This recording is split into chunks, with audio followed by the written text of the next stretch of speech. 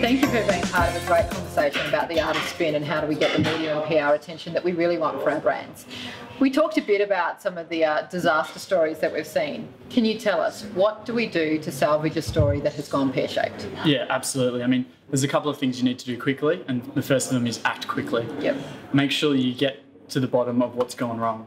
Make sure that you've got direct contact with the executive level and that you can give them direct advice. Time is critical in issues in crisis management, and probably the central theme of everything is actions are louder than words. You need to be seen to be doing things and actually doing them before saying that you've put up your hand and made a problem. So before you put out the statement, make sure that you've gone and fixed the problem or started to fix the problem, and then you can tell the world about it and then you can move on. I'm guessing, though, that the best strategy is to actually mitigate rather than deal with the disaster. Is there a way that we can mitigate such disasters?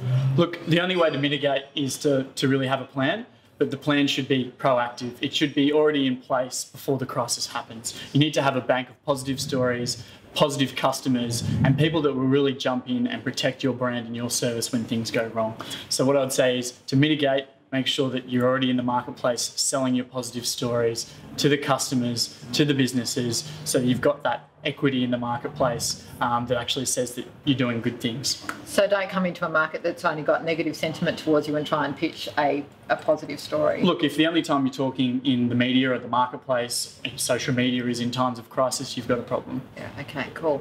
One of the things that I think is of a big concern at the moment to marketers and publicists is, what do we do when it's the negative story that keeps getting the top results in Google? Is there a way that we can push down those negative stories on Google search engine rankings? Again, first of all, it's hard. It's really hard. Go back to my first point. It's all about positive bank of stories. You need to be producing positive content. You need to be out there talking about your brand positively. People reporting that, getting it into the Google search terms, because without that, it's always going to stay there. So you need to be out in the marketplace, creating rich content, if that's through your website or through news stories. Whatever that is, you need to be king of Google search terms. Awesome. Ben, thanks once again for your time this evening and for contributing to such a great conversation. Thank you.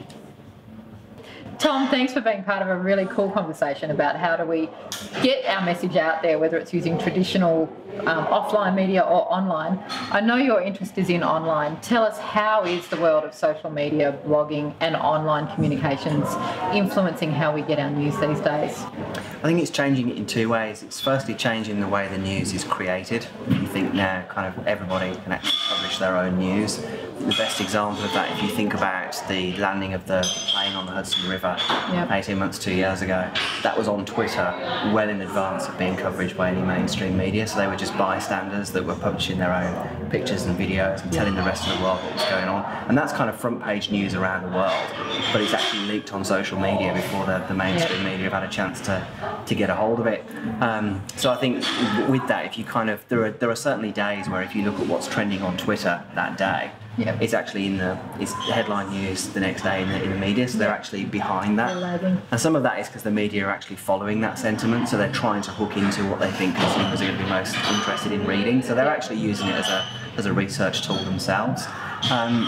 I think the other way it's changing our media consumption insofar as we're actually able to curate our own content now. Right. So there are services, Flipboard I use pretty regularly, where you're actually able to select the news. You're actually able to filter the news that you receive and select it based upon your own personal preferences. And this is often then linked to friends and peers who can recommend, and you can view stories based upon what they view. So it's not the media that are necessarily in charge of pushing the news to you. You're actually curating it for yourself and through your social network. So what does that mean then for businesses, for marketers, for PR professionals like yourselves? How do you now get your message out there if it's the customers who are in charge of what's being distributed? It changes those that you have to influence, I think, insofar as it's not just the media that you need to influence. You actually need to influence more discrete pockets of individuals online that actually have a widespread influence within specific communities. So it's really kind of developing insight and background into the very kind of discrete channels that you want to talk to, and understanding who those influencers are as well. Cool. Thank you once again, Tom, for joining us tonight. Soho's loss is definitely Brisbane's gain, and we look forward to seeing you on another network soon. You too. Thanks. Rodica, thanks for a fantastic conversation this evening about how to get the media and get your own PR and publicity out there. One of the things we talked about was how to build relationships with journalists and traditional offline media. Can you give us some tips on what to do if we are called on for an interview? Look, I think the best thing that if you are called upon for an interview and you're not working with a media professional to advise you, remember some of the easiest things that you could possibly do are research and look into who's going to be conducting the interview, the type of journalist that they are, and have a look at perhaps their back catalogue, who they've spoken to before. Are they likely to ask you the hard questions? Will they provide the questions for you before you actually get together and speak? And then just be really clear about what your message is. What are you trying to convey? And ultimately, I think one of the most important things is it's not so much what you do say sometimes as much as what you don't say. So making sure that you know how to avoid sticky situations and be really confident in what you're, how you're expressing yourself and communicating. Okay, you talked to us about the benefit or the value of a brand ambassador. Your example was Warwick Capper, and if you weren't here, you missed out on that story. How do we best use brand ambassadors?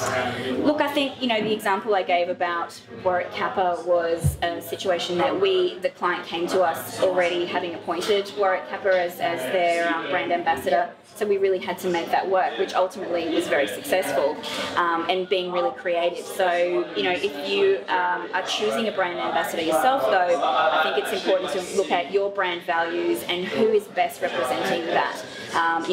Who's your target market and who's the consumer that you're trying to connect to? What is the appeal of the brand ambassador? So, is it ultimately necessary to have a brand ambassador if it's not the right fit? They could be more detrimental to your brand than actually adding value.